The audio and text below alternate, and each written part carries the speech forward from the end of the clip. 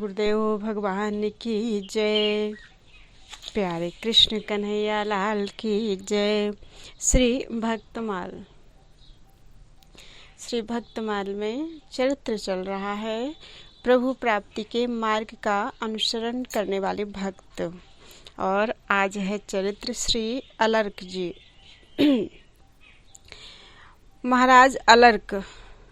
महाराज ऋतध्वज और महारानी मदालसा के 4 पुत्रों में सबसे छोटे थे। इनके अन्य ज्येष्ठ भाइयों के नाम विक्रांत, सुबाहु और शत्रुमर्दन थे।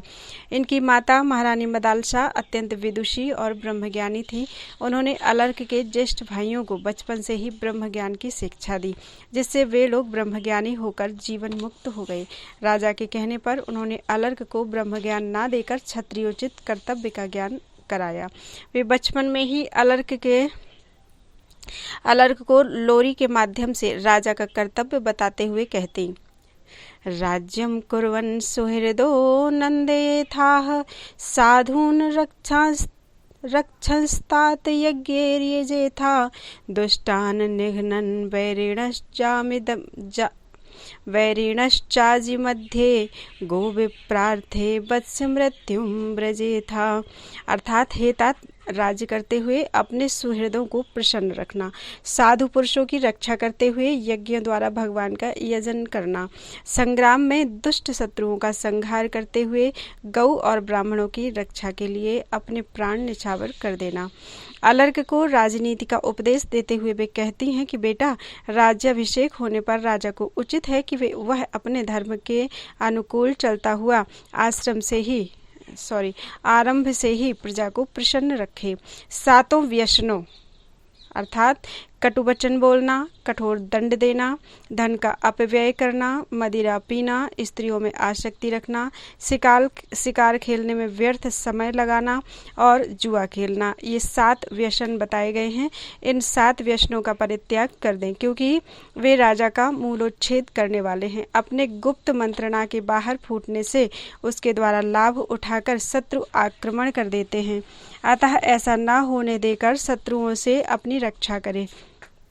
जैसे रथी रथ की गति वक्र होने पर 8 प्रकार से नाश को प्राप्त होता है, उसके ऊपर 8 दिशाओं से प्रहार होने लगते हैं, उसी प्रकार गुप्त मंत्रणा के बाहर फूटने पर राजा के 8 वर्गों, खेती की उन्नति, व्यापार की वृद्धि, दुर्ग निर्माण, सेतु निर्माण, जंगल से हाथी पकड़कर मंगवाना, खानों पर अधिकार प्राप्त करना, अधीन राजाओं से कर लेना और निर्जन प्रदेश को आबाद करना,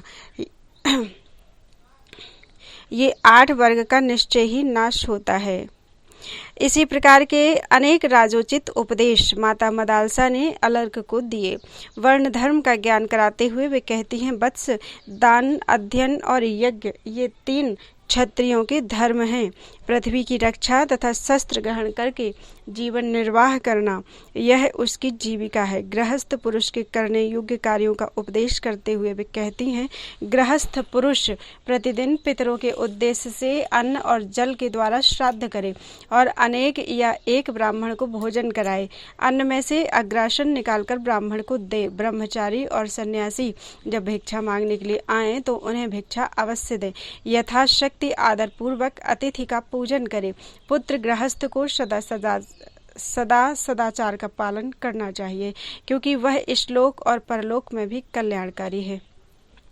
वेद त्रयी का सदा स्वाध्याय करे, विद्वान बने, धर्मानुसार धन का उपार्जन करे और उसे यत्न पूर्वक यज्ञ में लगाए। जिस कर्म को करते हुए अपने मन में घृणा ना हो और जिसे महापुरुषों के समक्ष प्रकट करने में कोई संकोच ना हो, ऐसा कर्म निशंक होकर करना चाहिए। ऐसे आचरण वाले गृहस्थ पुरुष को धर्म, अर्थ और काम की प्राप्ति होती है और परलोक में भी उसका कल्याण होता है। माता से इस प्रकार उपदेश ग्रहण करके अलर्क ने युवावस्था में विधि पूर्वक अपना विवाह किया। उसे अनेक पुत्र उत्पन्न हुए। उसने यज्ञों द्वारा भगवान का यजन किया। तदनंतर बहुत समय बाद वृद्धावस्था को प्राप्त होने पर धर्मपरायण महाराज ऋतध्वज ने महारानी मदालसा के साथ तपस्या हेतु बन जाने का विचार किया और पुत्र अलर्क का राज्याभिषेक करा दिया।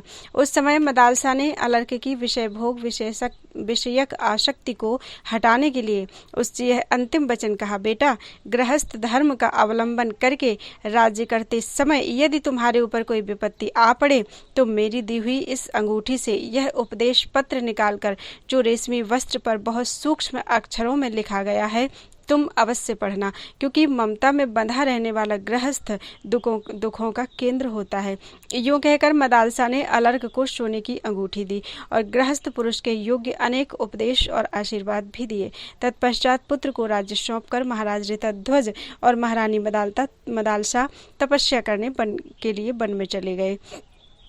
अलर्क यद्यपि धर्मात्मा राजा थे और वे अपने प्रजा का न्यायपूर्वक पुत्र की ही भांति पालन करते थे, परंतु मन को प्रिय लगने वाले विषयों का भोग करते हुए उन्हें कभी भी उनकी ओर से वैराग्य नहीं हुआ। उनकी ओर से उन्हें अतृप्ति बनी ही रही। उनके इस प्रकार भोग में आसक्त, प्रमादी और अजितेंद्रिय होने का समाचार उनके भाई सुबाहु ने भी सुना, जो वन में निवास करते थे। अलर्क को किसी तरह ज्ञान प्राप्त हो, इस अभिलाषा से उन्होंने काशीराज की सहायता से अलर्क पर आक्रमण करने की तैयारी की और दूत भेजकर कहलाया कि अपने बड़े भाई सुबाहु को राज्य दे दो।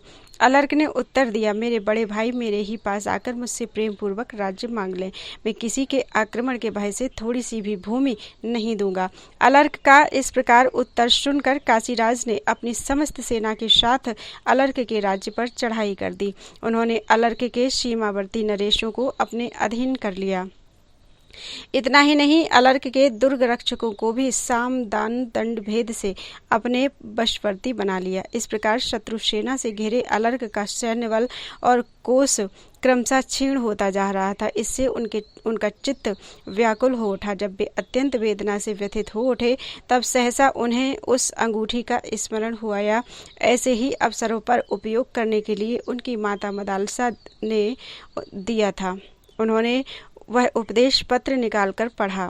उसमें लिखा था, संगः सर्वात्मना त्याज्यः सचेत त्यक्तुं न शक्यते ससद्भिः सह कर्तव्यः सतां संगो हि भेषजम् कामः सर्वात्मना हेयो ह्यातुं चेच्छक्यते न सः मुमुक्षां प्रति तत्कार्यं शैव तस्यापि भेषजम्। अर्थात संग आसक्ति का सब प्रकार से त्याग करना चाहिए, किंतु यदि उसका त्याग ना किया जा सके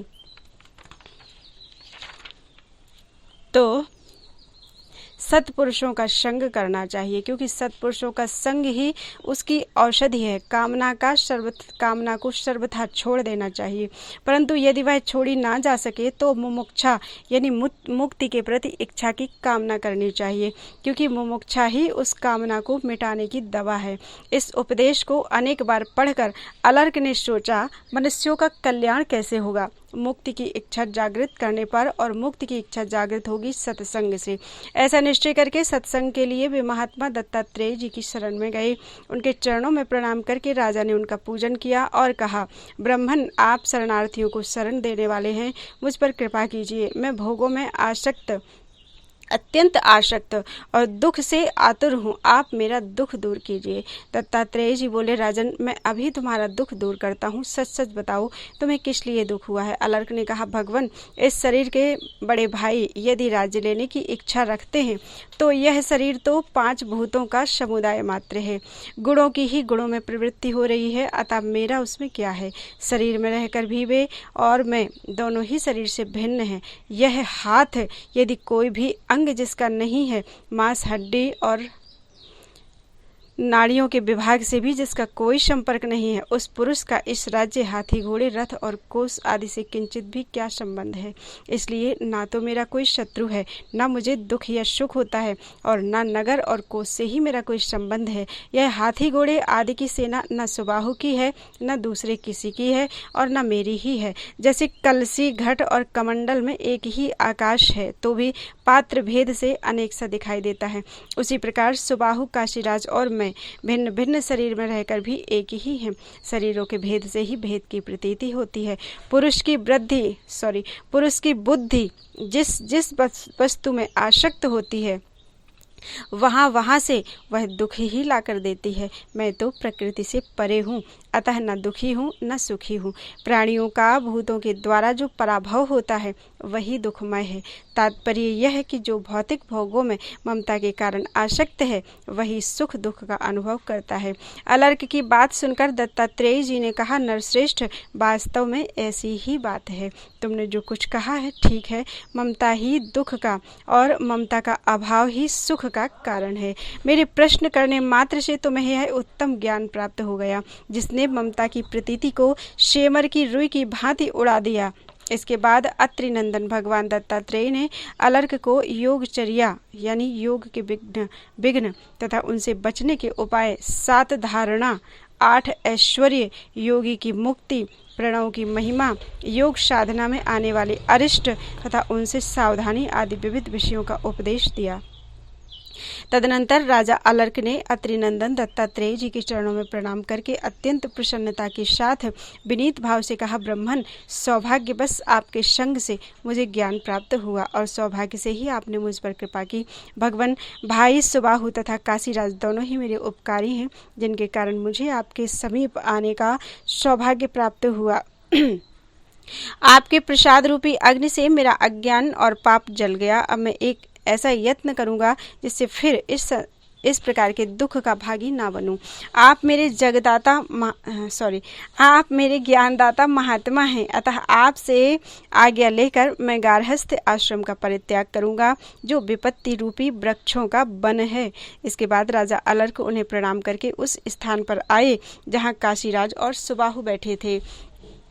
उन लोगों के निकट पहुंचकर अलर्क ने हंसते हुए कहा, राज्य की इच्छा रखने वाले काशीराज, अब आप इस राज्य को भोगें, अथवा आपकी इच्छा हो तो भाई सुबाहु को दे दें।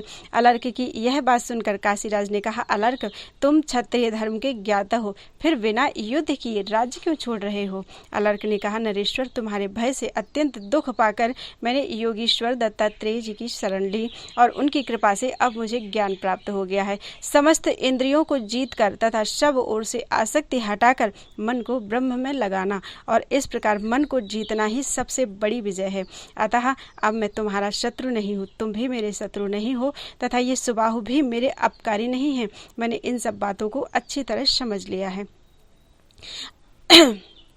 अलर्क के यों कहने पर राजा सुबाहु अत्यंत प्रसन्न होकर उठे और धन्य धन्य कहकर अपने भाई का अभिनंदन करने के पश्चात वे काशीराज से इस प्रकार बोले, नृपश्रेष्ठ, मैं जिस कार्य के लिए तुम्हारी शरण में आया था वह सब पूरा हो गया, अब मैं जाता हूँ। काशीराज ने आश्चर्यचकित होते हुए कहा, सुबाहु, तुम किस लिए आए थे? तुम्हारा कौन सा कार्य सिद्ध हो गया? मुझे तुम्हारी बातों से बड़ा कौतूहल हो रहा है। सुबाहु ने कहा, काशीराज, यह मेरा छोटा भाई तत्वज्ञ होकर भी संसारिक भोगों में फंसा हुआ था। मेरे 2 बड़े भाई परम ज्ञानी हैं, उन दोनों को तथा मुझे हमारी माता ने बचपन में ही तत्व ज्ञान दिया था, किंतु यह अलर्क उस ज्ञान से वंचित रह गया। इस अलर्क को गृहस्थ आश्रम के मोह में फंसकर कष्ट उठाते हुए देखकर हम तीनों भाइयों को कष्ट होता था।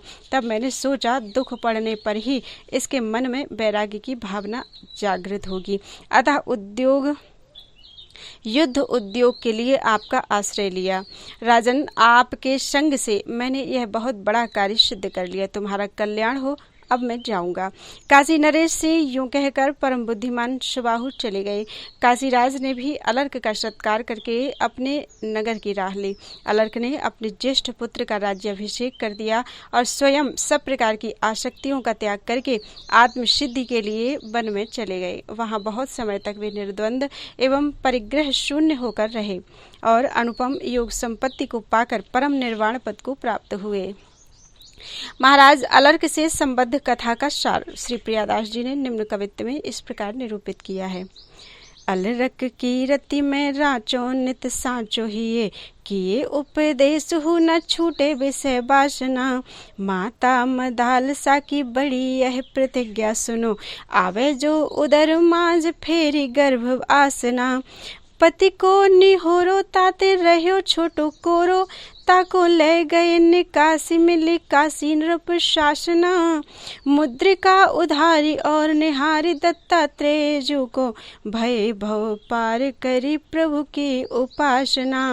बोलो वृंदावन बिहारी लाल की जय। आज नए चरित्र शुरू होने वाले हैं, भगवान की माया को जीत लेने वाले भक्तों के चरित्र। रिभु इक्ष्वाकुरु एल गादी रघु रह गए सतधनबा। रिभु इक्ष्वाकुरु एल गादी रघु रह गए सतधनबा। अमूरत रंति उतंग भूरि देवल वैवस्वत मनवा। नहुस जजाति दिलीप पूरु जदु गुह मानधाता। पिप्पल निमि भरद्वाज दक्ष सरभंग संघाता। संजय समीक उत्तान पद जागवल्क जस जग भरे। तिन चरणन धूरि मोह भूरि सिर जे हरि माया तरे। जो भक्त भगवान की अपार माया से तर गए, उसके जाल में नहीं फंसे, उनके श्री चरणों की बहुत सी रज शादर मेरे सिर पर है और सदा रहे। रिभु जी, इक्ष्वाकु जी, एल जी, गाधी जी, रघु जी, रय जी, गए जी, सतधनवा जी, अमूर्त जी, रंति देव जी, उत्तंक जी, भूरिश्रवा जी, देवल जी, वैवस्वत मनु जी, नहुष जी, ययाति जी, दिलीप जी, पुरु जी, यदु जी, गुह जी, मानधाता जी, पिप्पल जी, निमि जी, भरद्वाज जी, दक्ष जी, सरभंग जी, संजय जी, शमीक जी, उत्तानपाद जी और याज्ञवल्क्य जी। इनके सुयश संसार में भरे हुए हैं। ये भगवत भक्ति के प्रताप से माया को जीतने वाले हैं। यहाँ इन भक्तों का पावन चरित्र संक्षेप में प्रस्तुत किया जा रहा है। सबसे पहले महर्षि रिभु। महर्षि रिभु ब्रह्मा के मानस पुत्रों में से एक हैं। ये स्वभाव से ही ब्रह्म तत्वज्ञ तथा निवृत्ति परायण भक्त हैं। तथापि सद्गुरु मर्यादा की रक्षा के लिए इन्होंने श्रद्धा भक्ति से युक्त होकर अपने बड़े भाई सनत सुजात की शरण ली थी। उनसे संप्रदायगत मंत्र, योग और ज्ञान प्राप्त करके ये सर्वदा सहज स्थिति में ही रहने लगे। मल विक्षेप तथा आवरण से रहित होकर ये जहाँ कहीं भी पड़े रहते। शरीर के अतिरिक्त इनकी कोई कुटी नहीं थी। यूं ही विचारते हुए महर्षि रिभु एक दिन पुलस्त्य ऋषि के आश्रम के समीप जा पहुँचे।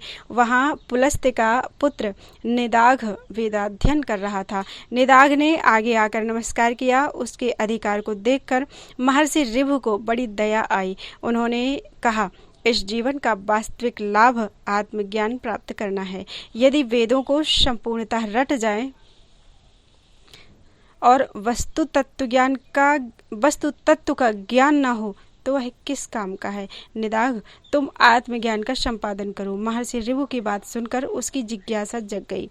उसने इन्हीं की शरण ली। अपने पिता का आश्रम छोड़कर वह उनके साथ भ्रमण करने लगा। उनकी सेवा में तन्मयता और त्याग देखकर महर्षि ने उसे तत्व ज्ञान का उपदेश दिया। उपदेश के पश्चात आज्ञा दी कि निदाघ, जाकर गृहस्थ धर्म का अवलंबन लो, मेरी आज्ञा का पालन करो। गुरुदेव की आज्ञा पाकर निदाघ अपने पिता के पास आया।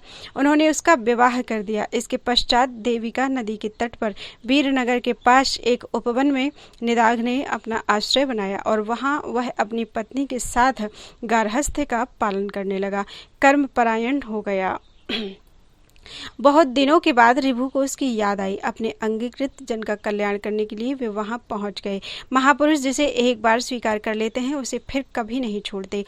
वे बलि वैश्य देव के समय निदाघ के द्वारा उपस्थित हुए। निदाघ ने उन्हें ना पहचानने पर भी गृहस्थ धर्मानुसार अतिथि को भगवद रूप समझकर उनकी रुचि के अनुसार भोजन कराया। अंत में उसने प्रश्न किया कि महाराज, भोजन से तृप्त हो गए क्या? आप कहाँ रहते हैं, कहाँ से आ रहे हैं और किधर पधारने की इच्छा है? महर्षि रिभु ने अपने कृपालु स्वभाव के कारण उपदेश करते हुए उत्तर दिया, ब्राह्मण, भूख और प्यास प्राणों को ही लगती है, मैं प्राण नहीं हूँ। जब भूख प्यास मुझे लगती ही नहीं तब तृप्ति अतृप्ति क्या बताऊँ? स्वस्थता और तृप्ति मन के ही धर्म है। आत्मा इनसे सर्वथा पृथक है। रहने और आने जाने के संबंध में जो पूछा उसका उत्तर सुनिए। आत्मा आकाश की भांति सर्वगत है, उसका आना जाना नहीं बनता। मैं न आता हूँ न जाता हूँ और न किसी एक स्थान पर ही रहता हूँ। तृप्ति अतृप्ति के हेतु ये सब रस आदि विषय परिवर्तनशील हैं। कभी अतृप्तिकर पदार्थ तृप्तिकर हो जाते हैं और कभी तृप्तिकर अतृप्तिकर हो जाते हैं। अतः विषम स्वभाव पदार्थों पर आस्था मत करो, इनकी ओर से दृष्टि मोड़कर त्रिगुण व्यवस्था और समस्त अनात्म वस्तुओं से ऊपर उठकर अपने आप में स्थिर हो जाओ। ये सब संसारी लोग माया के चक्कर में पड़कर अपने स्वरूप को भूले हुए हैं। तुम इस माया पर विजय प्राप्त करो। महर्षि ऋभु के इन अमृतमय वचनों को सुनकर निदाघ उनके चरणों पर गिर पड़े। फिर उन्होंने बतलाया कि मैं तुम्हारा गुरु ऋभु हूँ। निदाघ को बड़ी प्रसन्नता हुई। महर्षि चले गए। बहुत दिनों के पश्चात फिर महर्षि ऋभु वहां पधारे। संयोगवश उस दिन वीरपुर नरेश की सवारी निकल रही थी। सड़क पर बड़ी भीड़ थी। निदाघ एक ओर खड़े होकर भीड़ हट जाने की प्रतीक्षा कर रहे थे। इतने में ही महर्षि ने इनके पास आकर पूछा, यह भीड़ कैसी है? निदाघ ने उत्तर दिया, राजा की सवारी निकलने के कारण भीड़ है। उन्होंने पूछा, तुम तो जानकार जान पड़ते हो, मुझे बताओ इनमें कौन राजा है और कौन दूसरे लोग हैं? निदाघ ने कहा, जो इस पर्वत के समान ऊंचे हाथी पर सवार है वे राजा हैं, उनके अतिरिक्त दूसरे लोग हैं। ऋभु ने पूछा, महाराज मुझे हाथी और राजा का ऐसा लक्षण बताओ कि मैं समझ सकूं कि ऊपर क्या है और नीचे क्या है। यह प्रश्न सुनकर निदाघ झपट कर उन पर सवार हो गए और कहा, देखो मैं राजा की भांति ऊपर हूँ, तुम हाथी के समान नीचे हो। अब समझ जाओ राजा और हाथी कौन है। महर्षि ऋभु ने बड़ी शांति से कहा, यदि तुम राजा और मैं हाथी की भांति स्थित हूँ तो बताओ तुम कौन हो और मैं कौन हूँ। यह बात सुनते ही निदाघ उनके चरणों पर गिर पड़े। वह हाथ जोड़कर कहने लगे, प्रभु आप अवश्य ही मेरे गुरुदेव ऋभु हैं। आपके समान अद्वैत संस्कार संस्कृत चित्त और किसी का नहीं है। आप अवश्य अवश्य मेरे गुरुदेव हैं। मैंने अनजान में बड़ा अपराध किया। संत स्वभावतः क्षमाशील होते हैं, आप कृपया मुझे क्षमा करें। ऋभु ने हंसते हुए कहा, कौन किसका अपराध करता है? यदि एक वृक्ष की दो शाखाएं परस्पर रगड़ जाएं तो उनमें किसका अपराध है? मैंने तुम्हें पहले व्यतिरेक मार्ग से आत्मा का उपदेश किया था, उसे तुम भूल गए। अब अन्वय मार्ग से किया है, इस प्रकार परिनिष्ठित हो जाओ। यदि इन दोनों मार्गों पर विचार करोगे तो संसार में रहकर भी तुम इससे अलिप्त रहोगे। निदाघ ने उनकी बड़ी स्तुति की। वे स्वच्छंदतया चले गए। ऋभु की इस क्षमाशीलता को सुनकर सनकादि गुरुओं को बड़ा आश्चर्य हुआ। उन्होंने ब्रह्मा के सामने इनकी महिमा गाई और इनका नाम क्षमा का एक अक्षर लेकर ऋक्षुभ रख दिया। तब से सांप्रदायिक लोग इन्हें ऋभुक्षानंद के नाम से स्मरण करते हैं। इनकी कृपा से निदाघ आत्मनिष्ठ हो गए। बोल वृंदावन बिहारी लाल की जय। भगवान की माया को जीत लेने वाले भक्तों में अगला चरित्र है श्री इक्ष्वाकु जी का। परम पुरुष परमात्मा ने जब सृष्टि की इच्छा की तो सर्वप्रथम उनकी नाभि से एक सुवर्णमय कमल कोश प्रकट हुआ। उसी में चतुर्मुख ब्रह्मा जी का आविर्भाव हुआ। ब्रह्मा जी के मन से मरीचि और मरीचि के पुत्र कश्यप हुए। उनकी पत्नी अदिति से विवस्वान सूर्य का जन्म हुआ। विवस्वान की संज्ञा नामक पत्नी से श्राद्धदेव मनु का जन्म हुआ। परम मनस्वी राजा श्राद्धदेव मनु ने अपनी पत्नी श्रद्धा के गर्भ से 10 पुत्र उत्पन्न किए, जिनमें सबसे ज्येष्ठ इक्ष्वाकु जी थे। कहीं कहीं मनु जी की नासिका से इक्ष्वाकु का प्रादुर्भाव होना पाया जाता है। यथा क्षुभतस्तु मनोर्जज्ञे इक्ष्वाकुर्घ्राणतः सुतः। श्री इक्ष्वाकु जी अयोध्या के प्रथम राजा हुए। यथा तमिक्ष्वाकुम अयोध्यायाम राजानाम विद्धि पूर्वकम। वाल्मीकि रामायण में कहा जाता है। महाराजा इक्ष्वाकु जी बड़े ही प्रजावत्सल राजा हुए। श्रीमद् भागवत में वर्णन है कि जो परीक्षित जी की जन्म कुंडली का वर्णन करते हुए ज्योतिषियों ने सर्वप्रथम यही कहा है कि पार्थ प्रजाविता साक्षात् इक्ष्वाकुरिवः मानवा, अर्थात धर्मराज यह बालक मनुपुत्र इक्ष्वाकु के समान अपनी प्रजा का पालन करेगा। महाभारत के युद्ध में भगवान श्री कृष्ण ने गीता ज्ञान का अनादित्व वर्णन करते हुए श्री इक्ष्वाकु जी का स्मरण किया है। यथा एमं विवस्वते योगम प्रोक्तवानहम अव्ययम विवस्वान मनवे प्राह मनुर इक्ष्वाकवे अब्रवीत। अर्थात श्री भगवान बोले, इमं विवस्वते योगम प्रोक्तवानहम् अव्ययम् विवस्वान् मनवे प्राह मनुरिक्ष्वाकवे अब्रवीत। श्री भगवान बोले, मैंने इस अविनाशी ज्ञान योग को सूर्य से कहा था, सूर्य ने अपने पुत्र वैवस्वत मनु से कहा और मनु ने अपने पुत्र राजा इक्ष्वाकु से कहा। इस प्रकार श्री इक्ष्वाकु जी महाराज गीता ज्ञान के आचार्य सिद्ध होते हैं। रीवा नरेश महाराज श्री रघुराज सिंह जी ने स्वरचित श्री राम रसिकावली भक्तमाल में श्री इक्ष्वाकु जी की लीलाभिनय निष्ठा का एक सरस प्रसंग वर्णन किया है। ये लिखते हैं,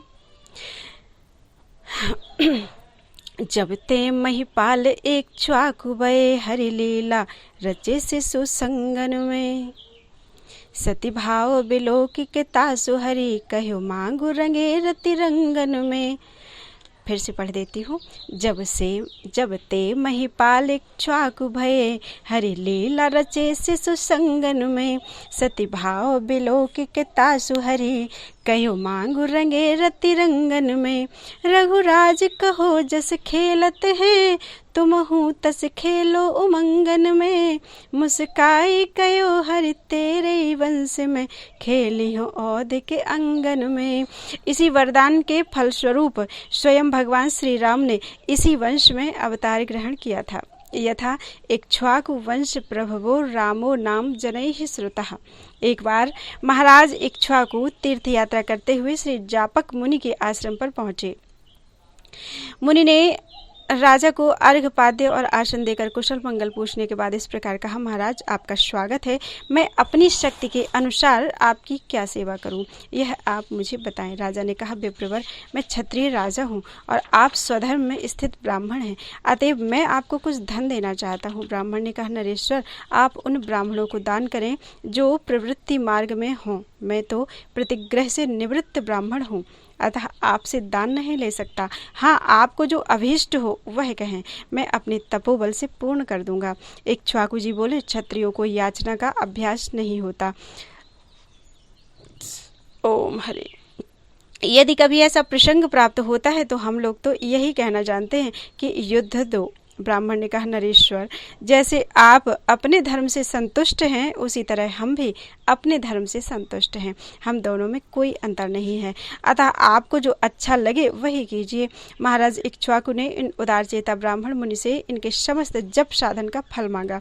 मुनि ने सहर्ष संकल्प कर दिया। तत्पश्चात राजा इक्ष्वाकु ने अपने समस्त पुण्यों का फल जापक मुनि को समर्पित कर दिया और कहा, हमारा और आपका सारा पुण्य हम दोनों के लिए समान हो और हम साथ साथ उसका उपभोग करें। जापक मुनि ने इनका अनुरोध स्वीकार कर लिया। फिर तो वे दोनों एक दूसरे का उपकार करते हुए एक साथ हो गए।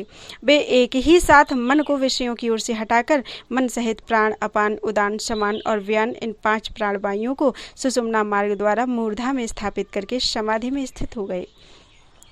तत्पश्चात दोनों ही ब्रह्मरंध्र का भेदन करके दिव्य रूप धारण करके ब्रह्मलोक को गए और सभी देवताओं के देखते देखते श्री ब्रह्मा जी के मुखार विंद में प्रविष्ट हो गए। बोलो वृंदावन बिहारी लाल की जय।